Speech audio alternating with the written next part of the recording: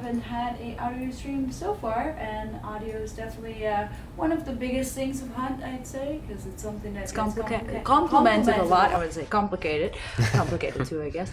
But that's why we're going to talk about it. And we have three gentlemen on the couch. If you guys could introduce yourself real quick, let's start at the end. Yeah, hi guys, I'm Jonas. I'm senior audio designer at Hunt. I'm Flo Füsslin, I'm audio director on Hunt. And I'm Lucas, and I'm junior audio designer. Okay, and what in short a little bit what we're going to talk about today? We're going to start talking a little bit about the concept of what we thought in the beginning of Hunt about the audio scheme. Then Jonah's going to show a little bit about the actual design, how we actually do a sound, and then I think we pretty much take it from there for questions. Exactly, and maybe we still have a really exciting announcement at the end, but we'll keep that till the end. So you guys have to watch all of it. So yeah, let's get started. You have put a presentation together for us where we'll just go through. So let's just go to the first slide. Yes, please. So for Hunt in the beginning, we of course had a so-called high-level concept. You can read a little bit the text there. It's of course a bit marketing-ish. So of course we're trying to make people understand what we're doing without playing a sound yet. But the overall goal was to really have audio as a center part of the whole Hunt experience, and that it's really that you have a tactical advantage, and that everything in the world emits audio. So everything you hear is actually coming from something or someone has created that sound in the world. It's not like fake audio that you hear some arbitrary things, and it's actually not really there. So you can go to the next. And that's basically how we think about that. Every sound has kind of three components, which altogether creates the audio experience. Because in an ideal world, you just sit there, you just consume the audio, and you don't even notice that it's there and just perfectly fitting. Because then we did a very good job. So we have three things, which is feedback, immersion, emotion. Feedback just means you know all the time what is talking to you, what is that sound. Is it a door opening? Is it a hive in aggro? Is it a gunshot? We have immersion, which is of course, it has to be in the Victorian era, late 1818th. So it's the 18th century. It has to fit to the world of Hunt. And of course, we want to have it emotionally touching. So everything is a little bit larger than life, a little bit over-designed. So the gun is extra powerful, and the hive is extra aggro. So everything is a little bit on, push to 11. So we create emotional reactions with you guys, and which hopefully ranges through all the emotions people can have. Exactly. And the next slide. Same goes for the style. We thought in the beginning a little bit okay, where's our sound sources? Where do we want to go in our library, or what is important for us? And obviously, this is where the larger-than-life idea came. So we want to do a more Hollywood blockbuster-sounding game. It has to be this. That's a nice sound. We make the whole audio for the next game will be based on that one. Not only the Water Devil. We should just put this sound somewhere in the game. Just for a new monster or something that just comes looming at you. It would actually work, I think. Yeah. It could be. Yeah, we should pitch that to design. That is the sound. Make a monster out of that. Yeah, it would be interesting to see what comes. Okay, but we wanted to describe the world, and so if you go to the next slide, I think it gets more clear. So we draw basically from three sources. We have the decay moment, which is all the rotten, all the stinky, all the swamp elements, where it's okay, things got clearly wrong here, Then we have the realism part, which is obviously, every gun, everything is really, it's a Winchester, it's, it draws from the real world. Also the AI cast in the end as well has some real elements to that, but it's then twisted. And then we have the supernatural, which stands for, let's say, dark side, everything which is, the banishing and around that, let's say, mystical part of the game. Then I'm curious because, I'm just going to ask some questions in between. For example, with sounds of the guns, do we record the sounds of guns, of the actual guns, or how did you guys get all the sounds of those? Well, if we would record all of the sounds, then obviously we would spend a lot of time outside, and it would also cost a lot of money. Yeah. But actually, if you record a real gun and just put that one asset into a game, then it's not going to sound like it's not going to give you that real punch. Like if you hit something, it's not going to feel great. So what we do is we use assets from libraries that are just, I'd say industry standard. And we take those assets, see what works. We layer them a lot. So we use not just one gunshot, or we don't use the whole part of a gunshot, but only a transient, so the first impact of a gunshot. And then we use something from a different gunshot and layer that whole and pitch it up and down so it sounds good in the end. Okay. Yeah, also, we make the guns sound larger than life in part.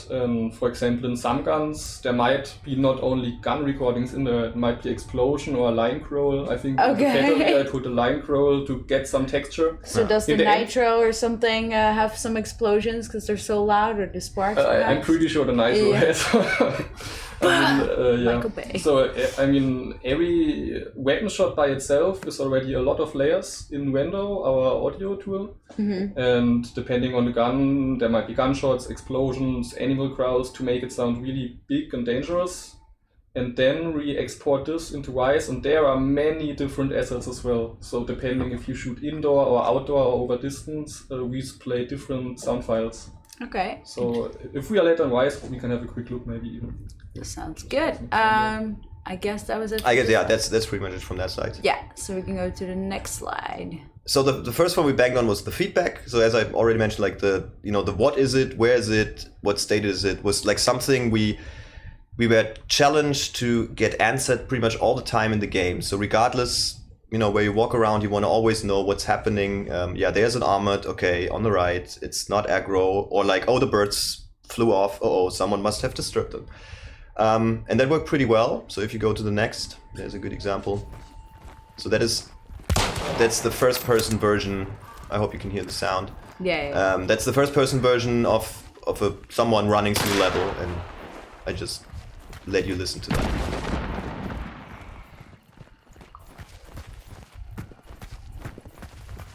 It's me playing, so it's a bit noobish. Is that the aim for the trailers?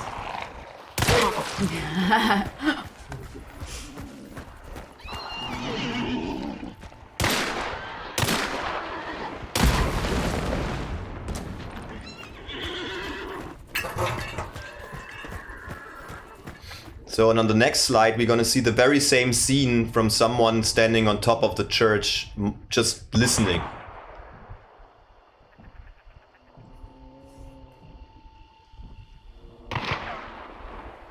How did he get up this church? I'm just asking. Well, that's the advantage of a developer. You can, you have the F3 button. Makes you fly.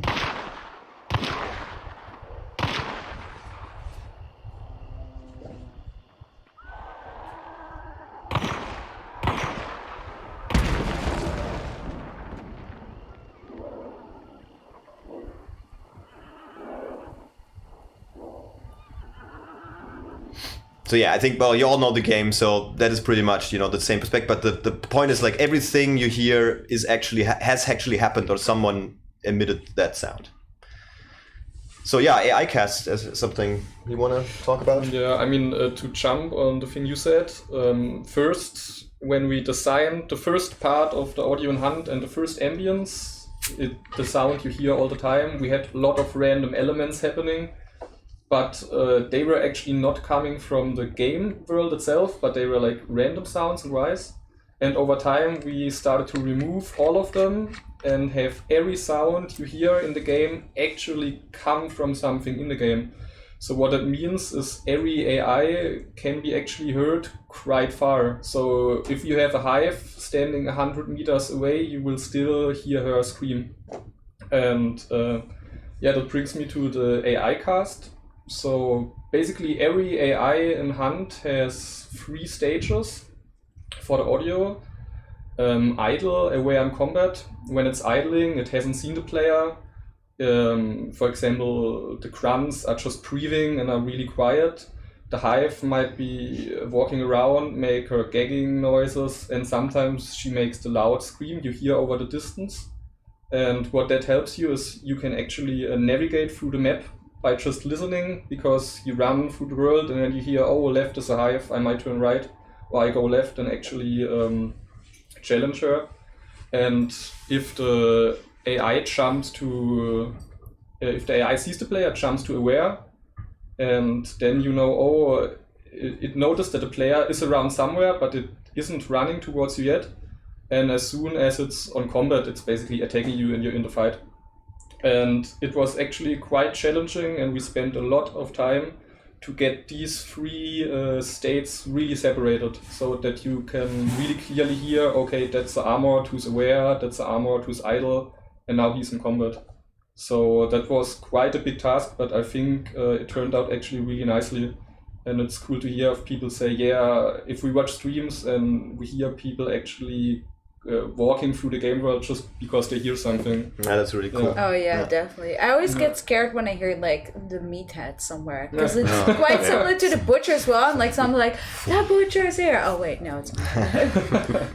Yeah, Butcher steps is faster because he's running. Yeah. Yes. But that worked really well. Also with the transition, that's also a fairness thing to the player. So of course, every AI will first like emit a sound and then attack, right? So you have this like, oh, so even if you run backwards, you would have this 1 second to react, so that a grunt emits first, like, hey, I've seen you, and then he comes towards you. That's also fair, I guess. All right, and of course, pain and death, that's something just the game needs. So everything you know, if you deal damage, etc., that of course is to be covered. And one more thing that's also actually quite important is every AI in Hunt is designed to sound quite different from each other, because, you know, it's quite easy to make 10 monsters and have them sound all the same. Yeah, exactly. But to have like a really iconic sound for each creature that you hear, and then you know, oh, that's the hive, that's the armored. That was actually also quite a task until we had like these sounds figured out. A lot of muted and deleted sounds, a lot of review sessions. Which one took the longest? Maybe Christian is not here today. He did the grunts, and I think the grunts took a long time. I think. Really? Yeah, because they were one of the first AIs that we made, and I think first we had the grunts made mostly with human voices, and later on we decided to pitch up animal sounds and find animal sounds that sound like human voices when they're pitched up. So you might hear... So what animals sound like humans when pitched up? Yeah, you'll find it everywhere. Maybe you'll find a tiger, and if you play it double as fast, it will sound like a human, like or something. And that makes them sound interesting, because they sound like humans, but they actually are animals. Yeah. I mean, I'm sure there's up. some humans that act like animals too. So. And also we had a grunt army planned, because we knew there were variations. In the beginning we had a lot more different grunts in the same league, and then in the end they just got more chopped together. So we used the best of all the different variations we had to create the one grunt set we have right now.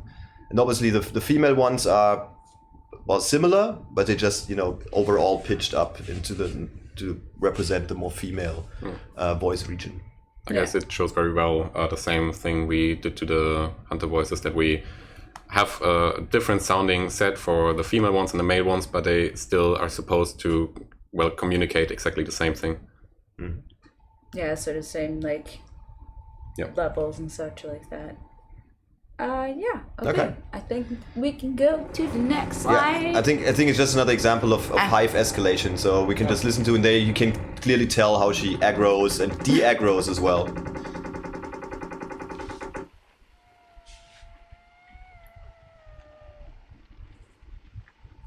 I think all good. She's just hanging in there. No, yeah. Now he better takes a run for.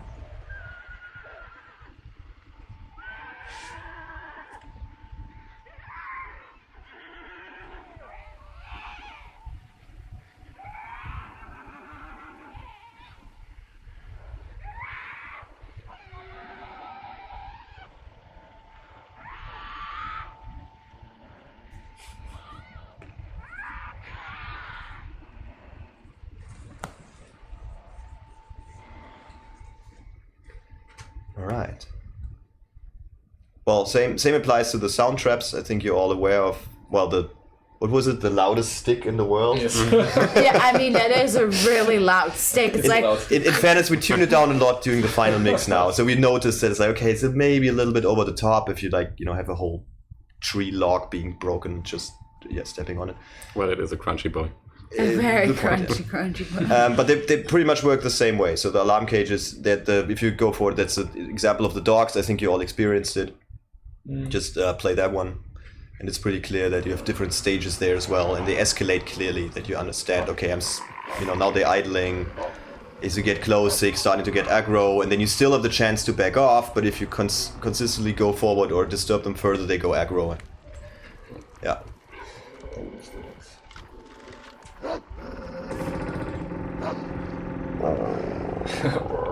It's a new sound already.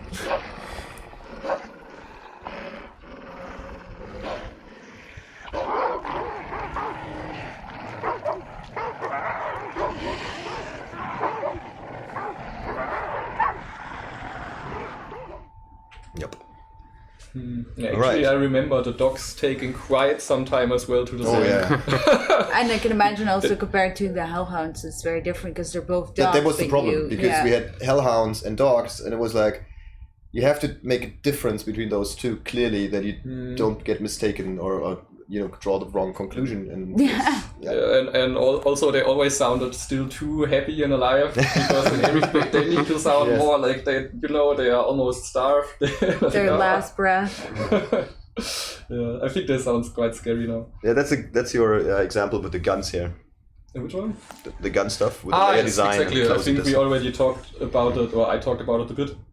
But layer design is basically what I mentioned, that each sound, it's not only one shot, it's many different sounds layered on top of each other that then get rendered down to one asset again. And then we have variations. Is the gun close? Is the gun distant? Is the gun indoor? Is the gun outdoor? I mean, you guys will notice when you shoot outdoor, you will have this nice long tail. Mm-hmm. And that's actually per weapon category, a different tail set we designed. And when you go indoor, you'll have another reverb and the exterior tail fades. So it's a lot of switching and modulating of sounds that a gun always sounds like the right environment you're in.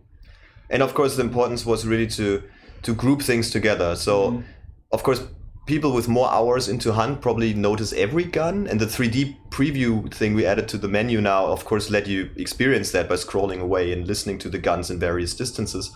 But the goal was always to say, okay, at least the categories like rifle, shotgun, pistol, equipment, tools, we want to at least, even over distance, make clear that was a rifle, that was a shotgun, because that is all information you want to draw from your opponents, right? You want to know, like, oh, I heard a nitro, I think that's a Winchester.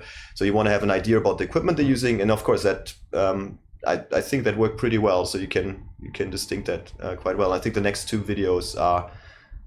One is about you approaching a compound of two people fighting, and then the second example is about the indoor and outdoor stuff. Anything to add here? Yeah, one thing regarding the large tails, I mean, if you shoot some guns, the tails are actually quite long and they last for quite some time, but we did it on purpose because every gun you shoot somewhere on the map, you hear over the whole map. And we wanted to communicate to the players that if they shoot, they make a lot of noise and everybody will be able to hear them. Yes. Yeah. So there's a consequence to using it. Yes. Well, unless crossbows and silencers, obviously. Those are made especially to be loud. Yeah, just hit the next one. I think it shows a good example of approaching. As you can see, these recordings were done a little bit sometime last year, as we did some presentations there. No, don't give it away. Just make them especially for it.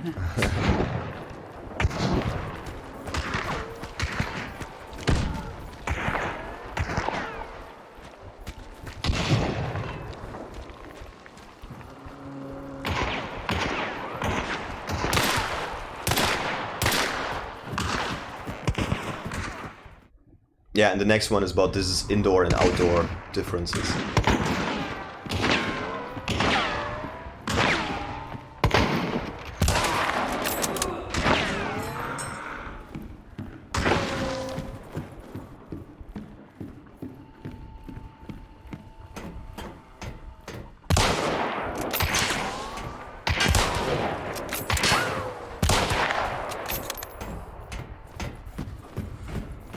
All right. Oh yeah, immersion. So that was the second part of our little triangle there. And it was just, as I said, transporting you in the world. It has to be, well, the late 18th century Victorian era. So yeah, we want to be correct, and that goes to the region we're in, because the Swamp of Louisiana has some interesting, special elements and the ambience, etc. I wanted to of course, make real as well. And of course, we wanted to a little bit have, support the narrative, because of course something terrible happened. So what's going on? Where all these zombies come from? Where are those? What is the armored? So what is the butcher being original? So we wanted to support that pillar a bit without actually telling a story in, let's say, in a narration, saying like, oh, once upon a time. So we were trying to do that a bit. So if you hit the video, maybe that explains it better. So if you just sit still, then you hear the surroundings and it all feels natural. But of course, it's broken up by those weird animals and So it almost sounds like you want to, take your vacation there, but actually not. Maybe. Yeah. Yeah, this is definitely where It's like a very cheap hotel you booked. It's like, for instance, the episodes of like or TV programs like a Vacation of Hell or something. Where everything goes wrong. And so what you see here is like debug mode on, so it's just showing again the sounds and where they all come from in around you. So it's all, again, proves that it's all built from individual sources, what you hear. All right, and the emotion part is, as I said, is like really we want to, keep you on the toes. Be excited when as soon as you hit the mission, you kind of totally hyped and focused. And we basically trying to have this high contrast. So it's like the beautiful environment and the weird abominations and creatures. And of course, we're also playing with some psychoacoustic elements as well, like, for example, the rumble, which now has caused some trouble because some people never heard it before. It's massively lowered now, so it's really in the subconscious level. I don't think you will notice it until you have a very good headphone and very carefully listen to, and nothing else is happening. But yeah, we're playing with those elements as well to just give you a little bit that shiver down your spine and keep you on your toes. It's like it has to be an exciting match, and you don't want to feel safe, right? It's always like maybe there's something around the corner. But I mean, even those sounds are coming from the world itself. So yes, the rumble, the compound rumble, you only have for especially for points of interest. I think if the clue in the compound is taken, the rumble also... Is there a rule to it additionally? No, I don't think so, right? But the rumble is fading. It's getting quieter anyway over time. So originally the idea for the rumble was you enter the compound and you will have this slow rumbling to bring some tension. And if you are in it for a while, it will get quieter. But yes, if from feedback from the server, we adjusted it accordingly. Yeah, and also the playstyle, we didn't anticipate that players are like so much pushing. So you go in and out of a compound much faster than we originally thought of. And therefore we accepted that, okay, what we thought it would bring to the game might be really in the way, and that's why we lowered it now to a level where it's super unconscious. Like It will give you bad dreams, but nothing else. But it's actually good to mention, because you guys say that you take feedback, obviously, because for a lot of things, changes that we have in the game, which seems maybe more obvious, like weapon changes and stuff, we do change a lot based on community feedback for the audio. Oh, sure. I mean, in the past, we have changed things to our the sound for like when we would throw like explosives or footsteps. That are definitely things that you usually like adjust based on the community feedback. Maybe you can tell a little bit about that. I don't know if we had that in the presentation, but I just it is coming later anyway. So, but I want to say like I have a reminder which is a weekly one where I just go through Steam, Discord, Reddit. So I just we all browse constantly like the forums and check for feedback, and sometimes there's valid things on it or things where we say actually to consider. sometimes there's really good ideas out there where it's like, I would love to do that. What was the best one? Yeah, I think it was like, so based on time of day and the temperature, shouldn't then sound travel differently between? And we were like, that would be really, really cool. But it just means we have a mix per time of day. You have different behavior of the sound. Maybe for a future project. It is getting super complicated very quickly. And I don't think most people don't gonna realize it anyway. So nice idea. Maybe next project. Maybe. Right, so if you just go to the next one, then I think this one gets more clear. So the emotion part we really achieved through the very high dynamic mix. That's also one thing we really started from the beginning. We said we want to really have a high dynamic mix. So like if the gun goes off, bam, it's really loud. So once you hear that that. So the importance is that you have to understand how loud you are and how far your sounds travel. So dynamic mix was one idea to do that. So loud things are actually loud and quiet stuff stays quiet. The motivational menu music. So some people, I know that streamers, for example, always have music muted. Too bad. That's a new one. That's a new sound. We should really keep recording. I'm glad that I'm sitting furthest away because I think this is just gonna get worse and worse, and at one point it's gonna explode and I have 3 meat shields. Oh man.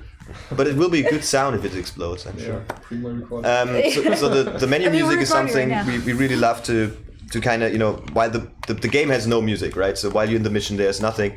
And once you come back to the menu, we thought, okay, we have to add more songs and different stuff. So you feel a little bit like, now get a little bit, it's like take a break, refill, and kind of relax and then go into the next mission. And those musical elements, that's the rumble. So that's the subconscious ideas that we use psychoacoustic elements to trigger the emotion.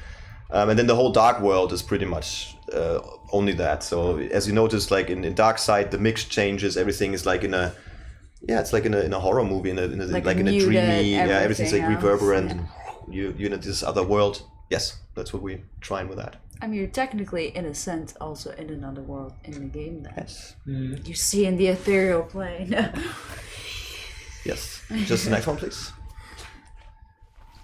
Oh yeah, that's just an example of, again, like the mix. I think you all know the game, but I think you hear pretty well like how quiet the game actually is, and then once it escalates and things happening, then it can get quite loud and exciting, I think. Yeah. Exciting. Overwhelming, maybe. Well, because that's what most of my game at least is, like sneaking around and listening. If I hear 2 hunters, I turn around and run. Because it's usually Dennis with a nitro.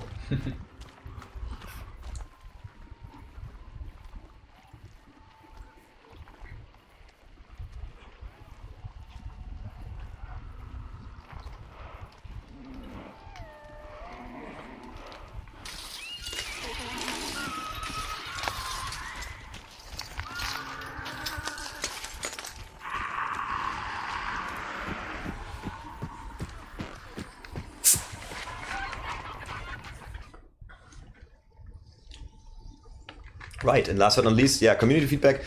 What you said, that's the 3 key.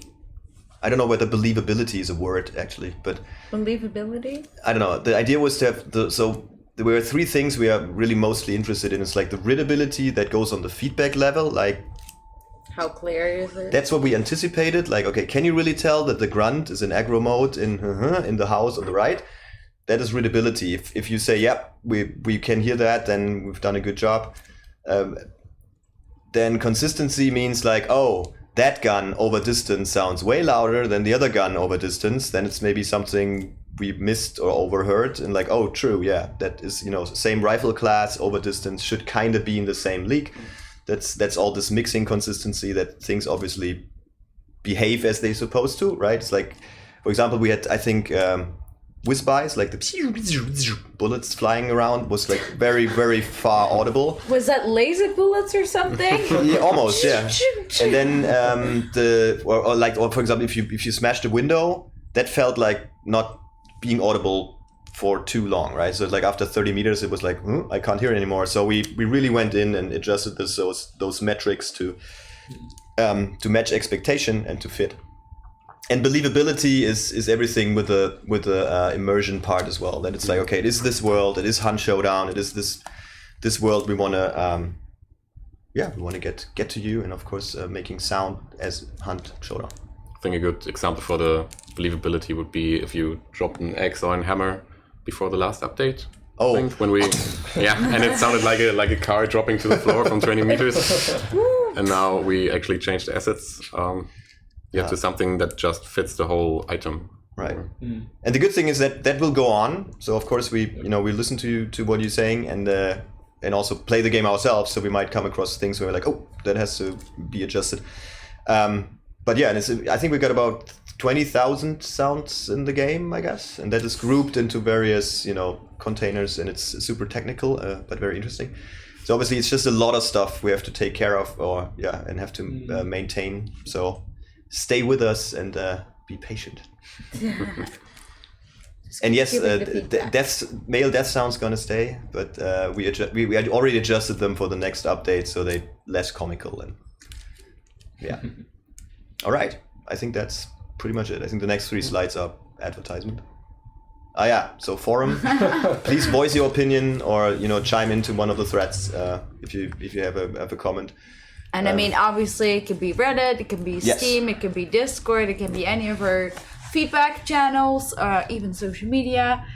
It's all wherever you prefer. You look at everything, so yes, you can follow us here. Well, we can go to the Be Right Back screen for a little bit. Yes, and because then we have to jump over. Jonas has to prepare. He has to prepare. Okay, we'll see you guys in a little bit. All right.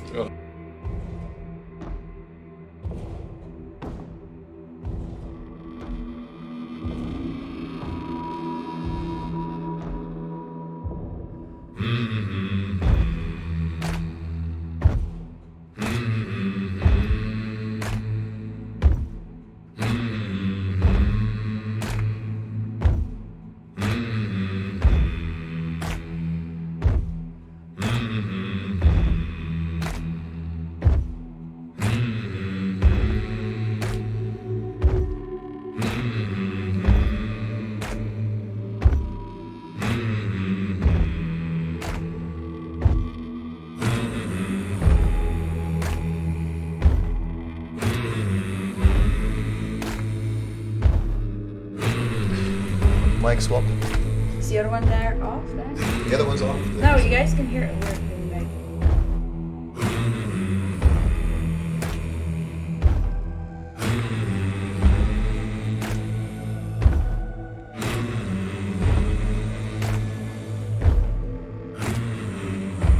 You want to show Wise or the videos? Yeah, we'll show both. Okay, we're back. All right, we're back. And what we have open here is actually our audio middleware. It's called Wise. And that's the place where, after we have designed the sounds, everything is implemented. So everything in the game lives around here. So if you look here, we have all the characters. And if I just open one character, you see there's quite... it actually takes some time to open because of all the data. So that's just the sound you see now for the grunt. So all the stuff, it's everything here is a single sound that was designed for the grunt that gets put in the game, and that you hear afterwards. So you can see it's a lot of audio design just for one single AI, because. For example, in the grunt or AI in general, for every material. Oh, those footsteps. Yes. Lucas had quite some fun making them. It's one. We have, how many materials do we have in the game that support like audio? 30 materials. Yeah. Something around that. And every material then has variations for the steps, etc.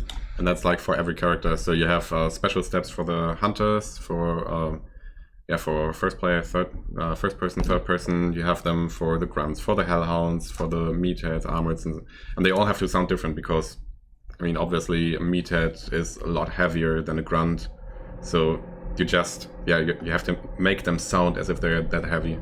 And maybe another interesting thing to show here is, because we talked about it before, is the rifle. So that stuff you see here is actually the setup for the player shooting sound. And let's see if we can hear it actually, if I fire it. Yeah, it should play in the... Yeah, I hear it should play in the stream. So let's quickly see if we are exterior. Now we should be exterior. Oh yeah, it's very different. Now you have the exterior tail. And all these are different assets. So for example, back here we are having the tail, and you hear it's basically the environmental tail of the sound. We have the transients of the gun. And if everything plays combined, all these different assets, you will have the actual shot. Can we show the distance too? Nice. For that we need to go to the enemy player. Yeah. So if we are in third person and we shoot the gun, so that's if the player shoots directly next to you, basically 9 meters. And that's how it sounds when it's farther away. And you see here we actually have the distance. Right now it's 150 meters. And basically what we do, we go through each distance and make sure that the sound sounds good in that case. And that's super far. Yeah, I think I saw a question earlier, somebody asking if the audio is actually delayed on distance. Like, I mean, you have a gunshot on 300 meters, it should be delayed like 1 second.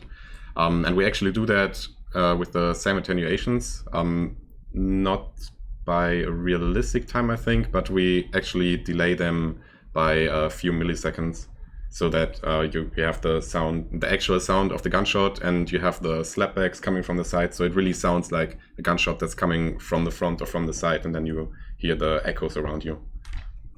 I see one question: how does the audio positioning stuff work? Basically, the audio in the game emits from a point, and we have the distance from this point to you, the listener or the player. And basically, that's the distance that we can simulate here. And so if you shoot 500 meters away, you will have this. If you get closer, you get this. So we set up everything in Wise and design the weapon so it sounds good in every distance. And then the game basically communicates us where the sound is happening. And I mean, that's the distance part. And for the positional part, we have a special plugin that's called Cryspatial, which actually takes the in-game position and maps that to a circle around you. We use the azimuth for that, so it's just the 360 degrees around you.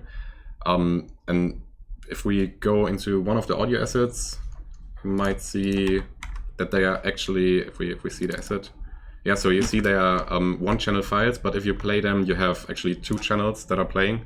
So the files themselves, or the whole sound, if you play it, is just a mono sound that wouldn't even sound like it's coming from somewhere.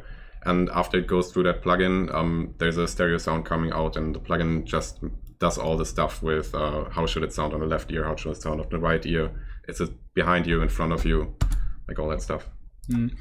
And one other thing we can show you, in Wise we have the sign sound, so we have these assets.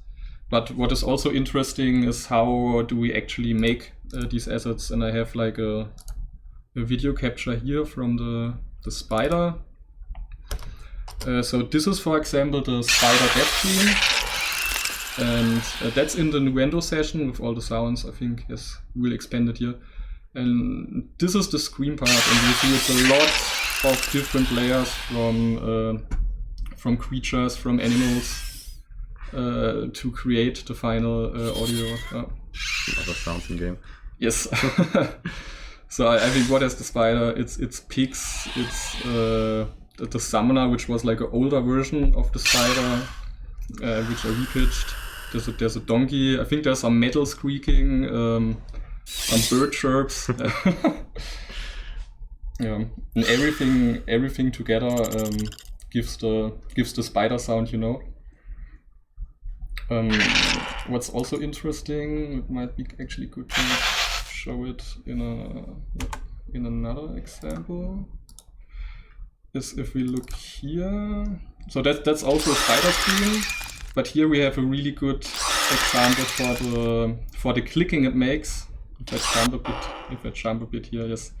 So I mean, you all know the spider fan clicking sounds when it does this weird clicking noises, and the sounds we use to make these are actually quite interesting.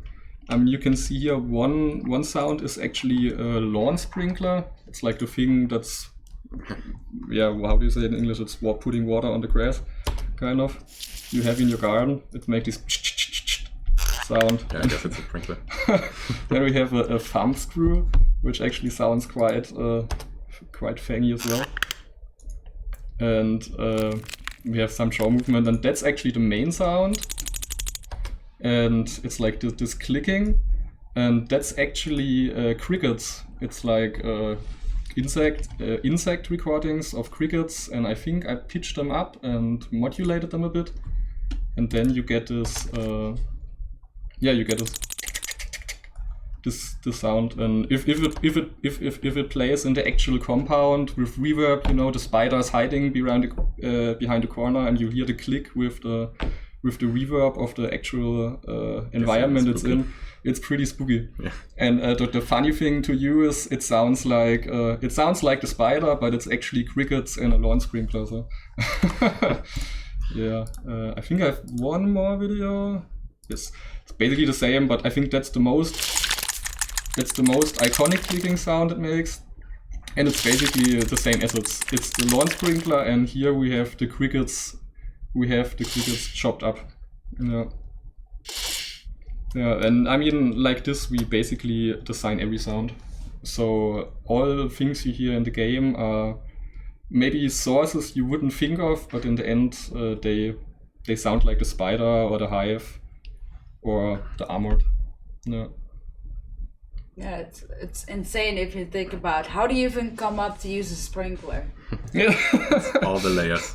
Yeah, it's a lot of experimenting. So we have a big sound library. We have a lot of recordings we make ourselves, and then you just go through and then you listen to stuff and you hear, oh, maybe this could be a clicking sound. Another example is the hive call. The distant one she makes is actually a firework. Yeah, from Christian Schuster back then. It's like the, you know, when just rockets. Yeah, the hissing one. Yes, it's when a rocket launches, but it's pitched up and down, so it actually sounds like a voice modulating around. Mm-hmm. Yes, put a lot of funny sounds in. And do you often, or are there times where you, for example, walk outside and you hear a sound and you think, hey, something like that could be helpful for, or is it just mainly from the library you just stack for ideas there?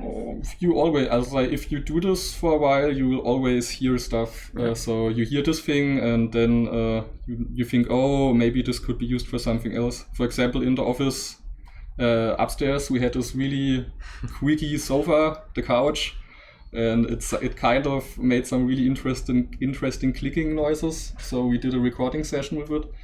We haven't put it in the game yet, but it might end up. I do hope that AC at some point gets in the game, because it makes lots of noises. Yeah, maybe we can combine it. We have the couch elevator.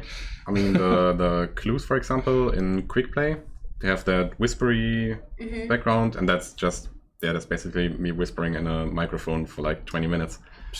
Yeah, nothing else. Interesting. Okay. Did we have anything else we can look at, or we're going to the...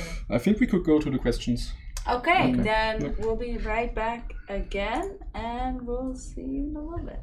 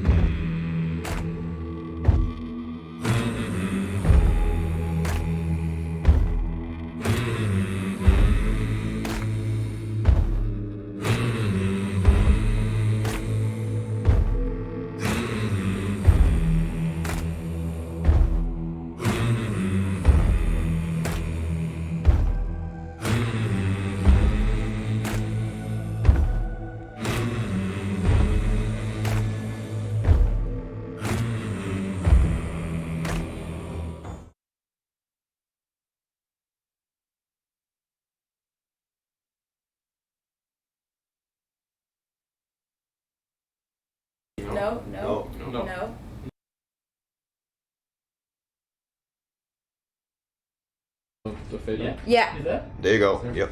Did you do it for the Alright. couch one? Yeah. Yep. Number 4. Only the couch. Yeah. Okay. Okay, we are back, and we have some questions. So I already saw 2 questions that I popped up where you guys were showing some stuff off. So I thought we can perhaps, answer these. Do you recommend a stereo setup or surround? Oh, I put it on the right because it's easier to read because it's close by. Put it back afterwards. But yeah, do you recommend a stereo setup or surround setup? So let's start there. So basically, the game has been mixed in 7.1. So what someone was saying 7.1 is poop. Really? Then something wrong with your setup. Because we mixed it in 7.1, it is working fine, even with this HRTF Cryspatial plugin that adapts to whatever setting you have. What we do recommend though is don't touch your additional spatialization stuff. Like Windows has a spatial sounds thing now.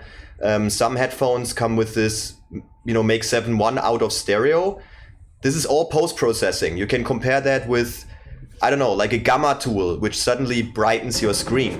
Or right? like turning a video from low quality to right, 1080p. exactly. That's just an overlay being processed on top, because what our plugin does, it takes the position from the game, so between you and the position of the sound, and uses that information from the game already to mimic how we hear how the human ear functions.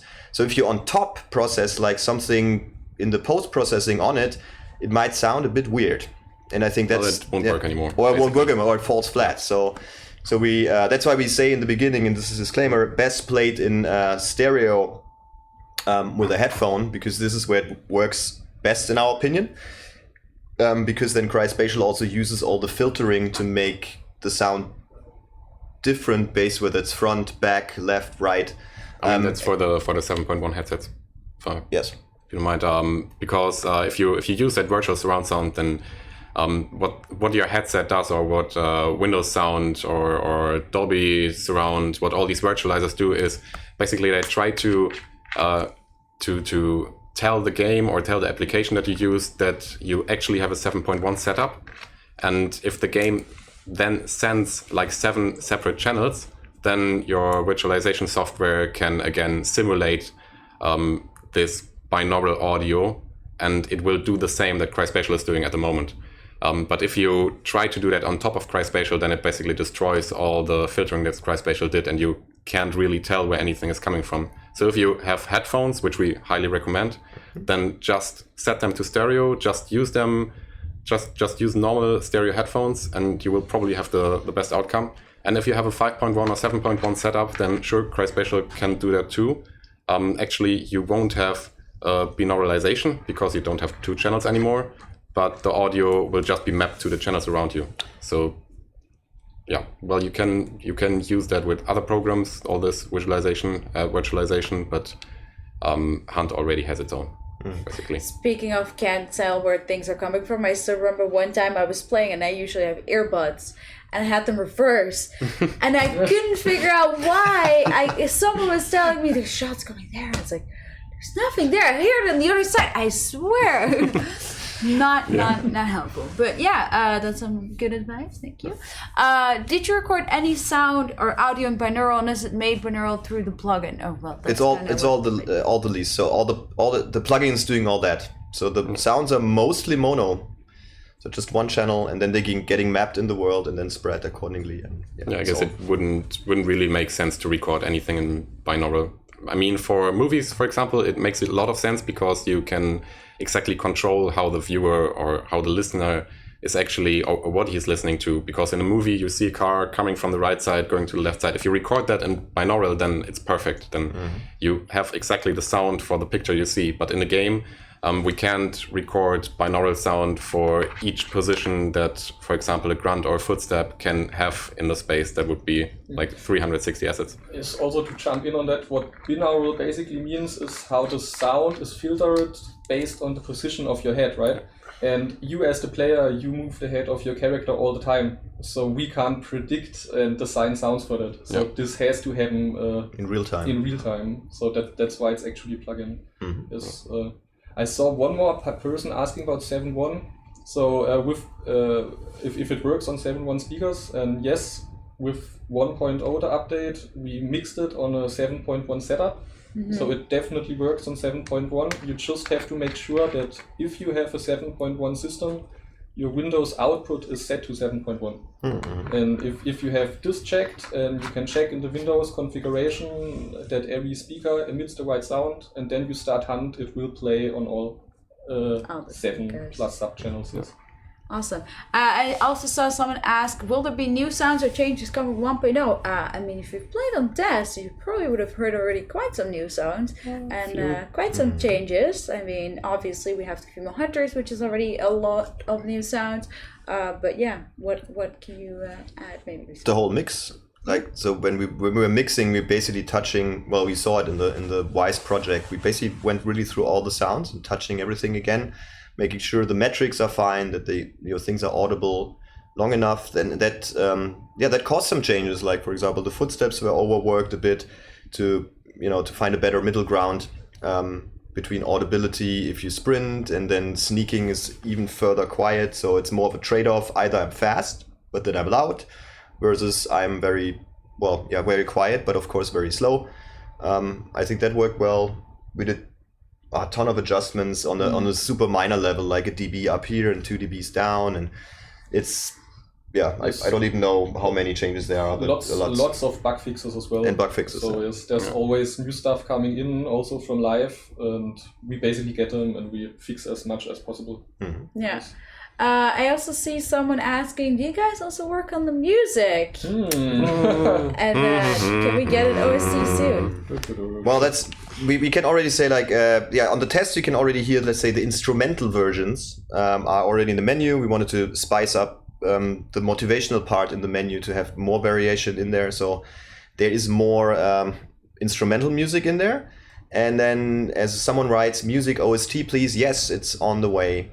It will be available with the release. So we are putting some of our songs on a variety of platforms. I think I can already say it's like, I think Spotify, iTunes, YouTube Music, yes. Most of every the platform out there.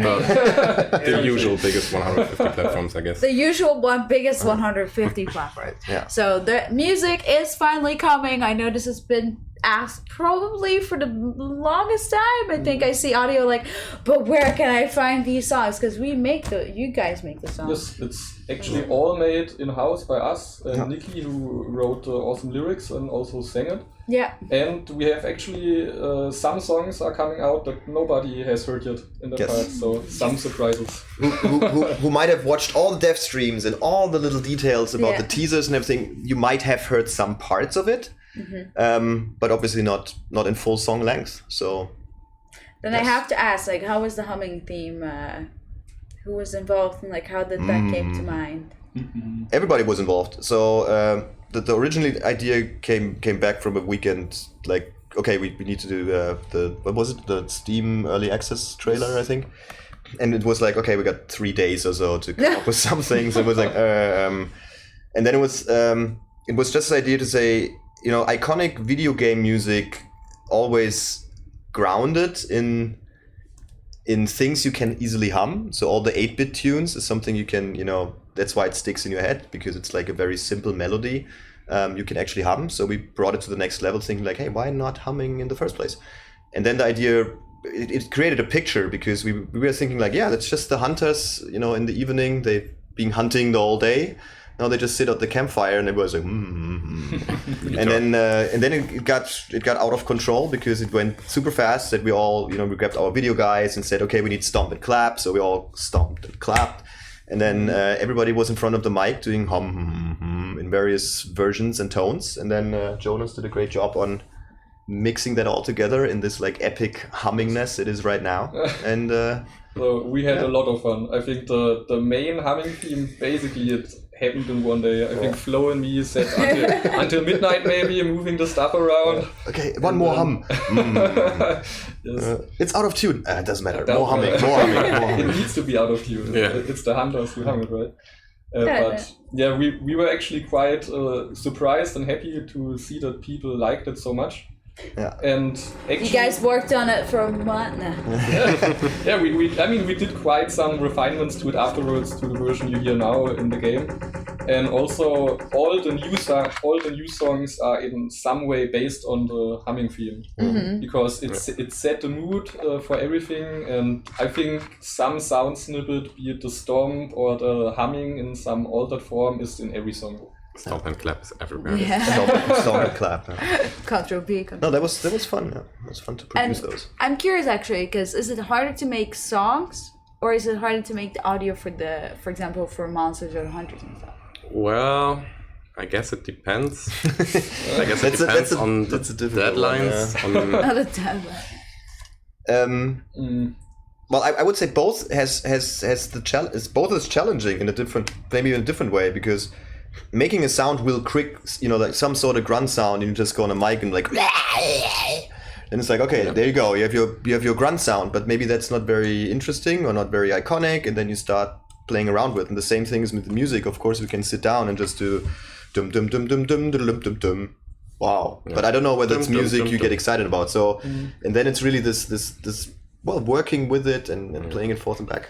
Yes. I think one thing that actually sometimes, if you are not that aware of it, what makes monster sounds in games really difficult is you do not only have to design a monster, so it sounds unique and dangerous, but you then also have to make it work in the game.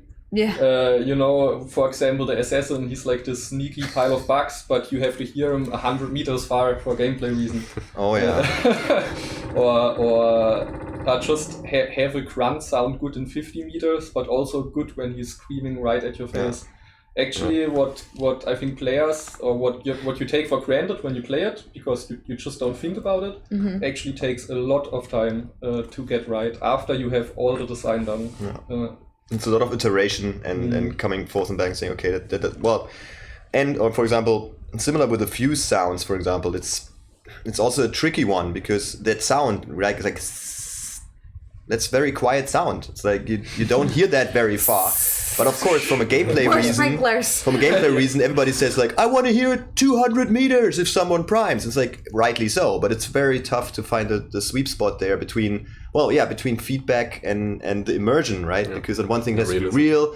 On the other hand, you want to, of course, hear that sound, and because it's so important for gameplay reason that you hear that someone primes something. So, yeah, it's...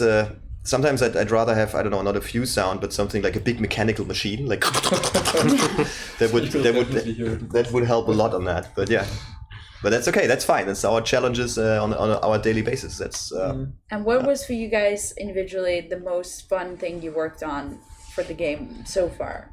Could be anything. Could be a song. Could be a sound. Could be.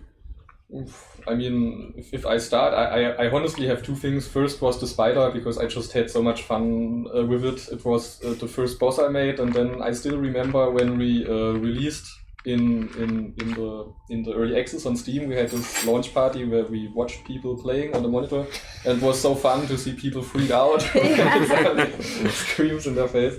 I think the spider is also still the scariest boss for most people, because it's so fast and skitterous, and like a lot of people have arachnophobia still. So yeah.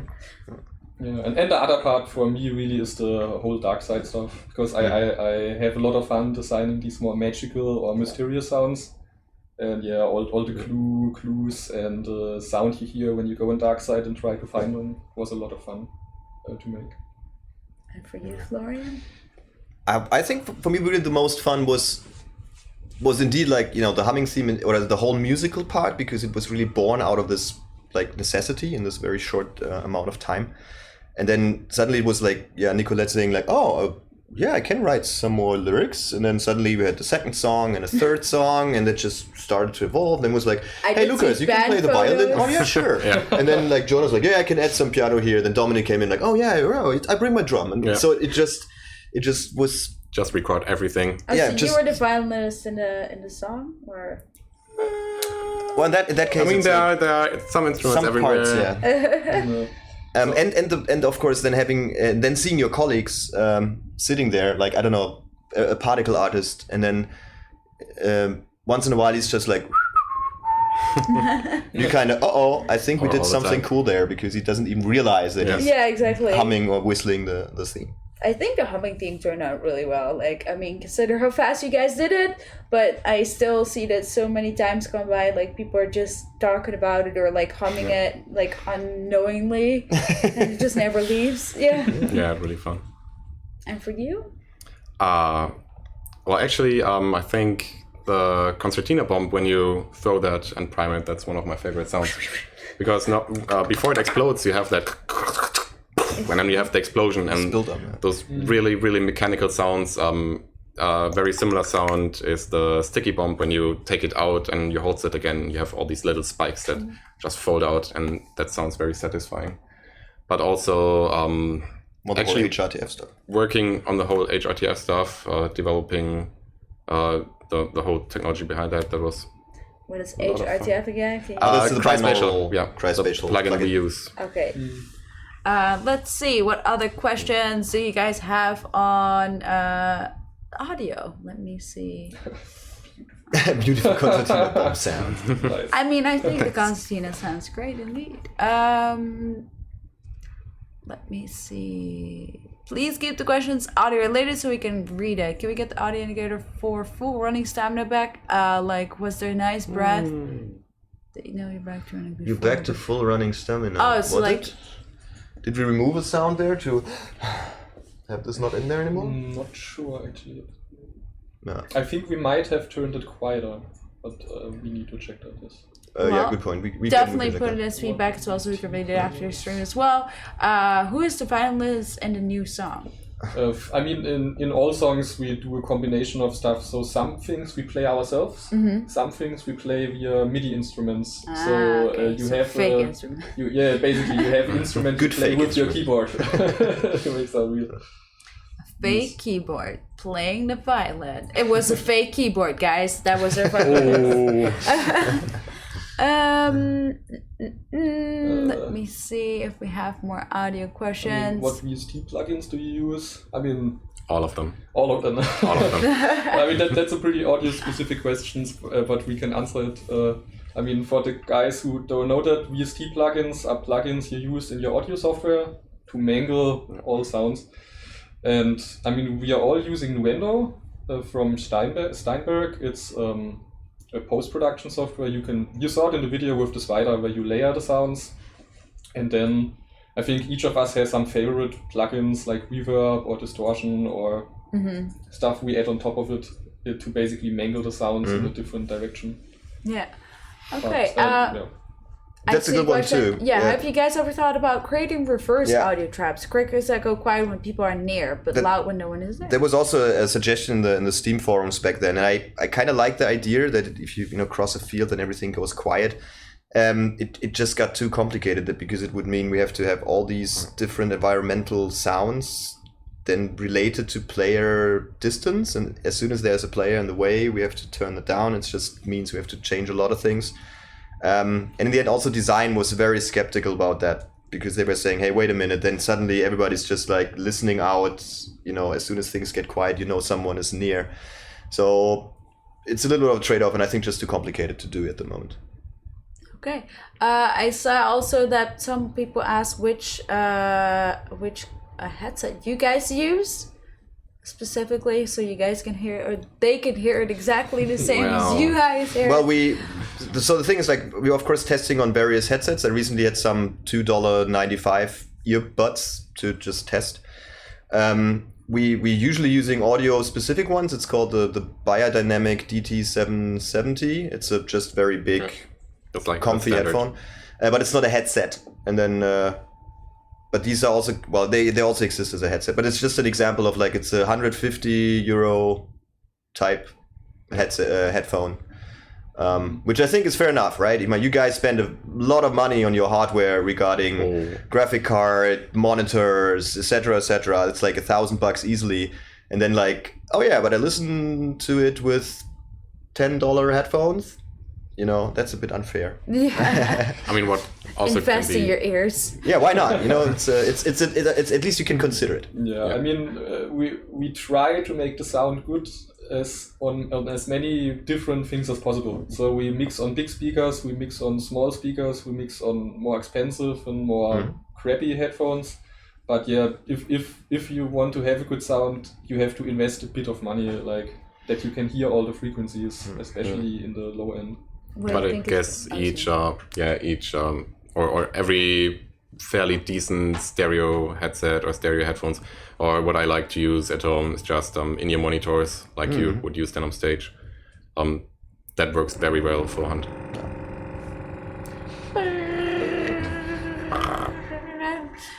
Let me see.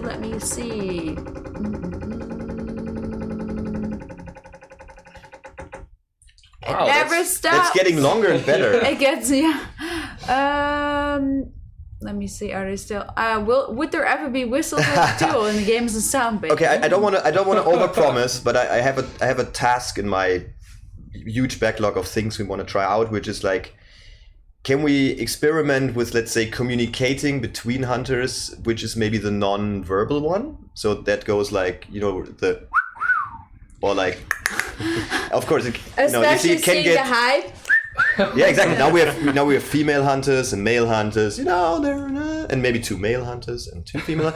So no, seriously. It's like we have been thinking about whether that's an option, and obviously it would be super cool to lure enemies, right? That you say, "Hey, meet that," without saying that. But like, hey, and then you just draw attention and can control AI. But it's more difficult than just have the sound, because you then need the emitter. It has to be passed on to all AI. They have to react to you. What happens if we have multiple hunter teams? Again, it's like something to investigate, but nothing I would like to promise. I mean, in general, we also are working on potentially having multiple different voices for a hunter. Ah, yeah, true. Yeah. So while I heard that the new male ones are being like not perceived perfect by everyone, and I can understand. Well, let's say I totally underestimated when making that call to change it, that everybody was so married to the old male ones. The reason we changed it originally and hasn't changed is like, we knew females were coming. They come with a much wider variety. We had to match male to it. That's where it all came from. Then we noticed that the death sound was something everybody was really missing. So they now back in the old style. But again, the reason why we changed is primarily to offer more sets moving forward. So that means, we can play trios now, right? So you can have 3 males per team, and at the moment everybody has the same set. So it's like twin brother, like everybody's like sounding exactly the same, even though there are variations. So moving forward, we want to have more sets in general, and then and then we don't exactly know whether we go by tier, right? Based on the tier, you get a different set, or whether it's just randomly assigned based on recruiting. That's something we have to figure out. But moving forward, at least having 3 male and 3 female would be something to aim for first, and then let's see, we can take it from there. Maybe do even a little contest where we say best impression can do a set. Yeah,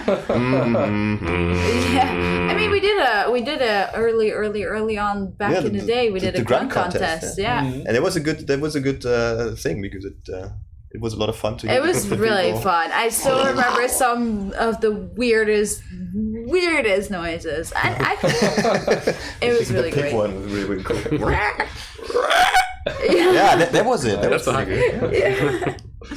I mean, I was pretty surprised. Okay, let's do 1 or 2 more questions. Please, audio questions only.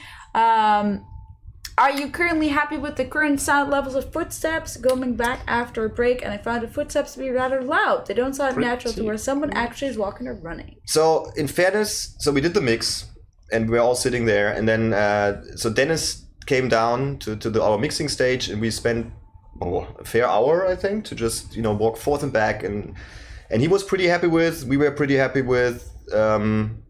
And then so far, I think I heard 1 or 2 threads I read where people say, it has changed. True, running is now a little bit further audible than it was before. The whole steps have been, completely re-exported, so they new assets sometimes, and also, a little different sounding wood, etc. So there's maybe some learning curve in comparison to the existing, but it's not totally new. Right, and then of course we did some adjustments, like metal was super loud and other things were too quiet, so there has been a little adjustment. But overall, all our quality guys, so everybody who's playing a lot in our company, as well as on the test server, and I had it, yeah. So never say never. We might change it if people complain and say that's not working out. But so far, everybody's pretty happy, and I received rather positive feedback. Like people saying like it's much better now. You can clearly pinpoint. Was it Archie or some streamer who's like he was shooting two guys by just listening to the footsteps through a wall. I was like. Whoa, our binaural really works in combination with the distance. So. Yes, I mean the footsteps are really tricky because any change we do to them, players notice instantly. Yeah. And we get community reports, we check ourselves, and when we change the footsteps, for some it's too quiet, for others it's too loud. And it also depends if you get killed and you didn't hear the guy, then you might want them louder. If you get killed because he heard you might want them quieter. So it's kind of tricky, but we definitely listen to all feedback, and if the community says it's too loud, we will reassess. I mean, it's especially hard to just hit that spot between you don't want them perfectly realistic. You don't want them only to be there for game design, but you actually want to give people a good feeling that are listening for that stuff, and you want to also give people a small disadvantage if they're just loud and running everywhere, so they don't hear everything. And so you have to hit that spot between the realism and the readability that's for the game. Yeah, it's supporting the game design and the choices, that like, fast and loud, quiet and sneaky. I mean, in general, it's always like the difficult thing, finding a balance between the two, because obviously it is still a game, and obviously they might not sound as loud in real life. You do want to know where people are coming from. Would there be a possibility for a trait that would reduce but not remove the sound of walking, crouching footsteps on glass shards, metal roofs, and wooden hard floors? Well, I would imagine this is like something where your shoes getting, I don't know, you have some cloth around your shoes, which then dampen it. Yes, possible. Problem with it is though it's so all games do that, the silent footstep perk, and it's so powerful that once you have it, you need it. It's like because such a big advantage, and I think that's why Dennis and the designers have said like we maybe don't want to go as far, because footsteps and the information about player position is so important that once you have that perk, everybody needs it. Right? Otherwise, you have a really, really big disadvantage. So I would probably say no to that. Exactly. Are there any audio and Easter eggs in Hunt? Maybe. Probably. Possibly.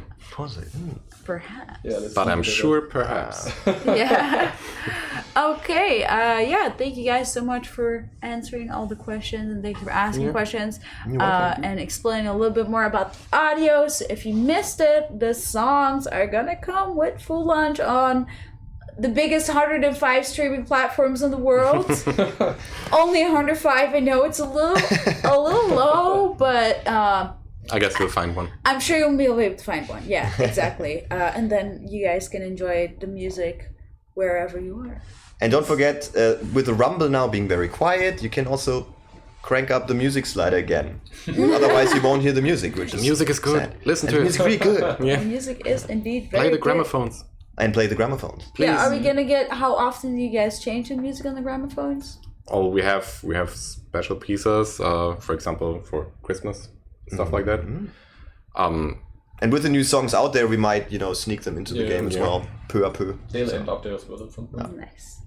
Okay, well, thank you guys so much for joining. Thanks for having us. Thanks again. And obviously, don't forget to give feedback if you ever have them, because they are reading all your feedback for things. They see you. They see and hear you. Okay, so thank you guys. Have a good day, and we'll see you guys next time. Also, in other news, before I forget, next week is Gamescom week, and you'll be able to play Hunt on Xbox there at the Koch Media booth in Hall 9. We'll be there, and definitely come by.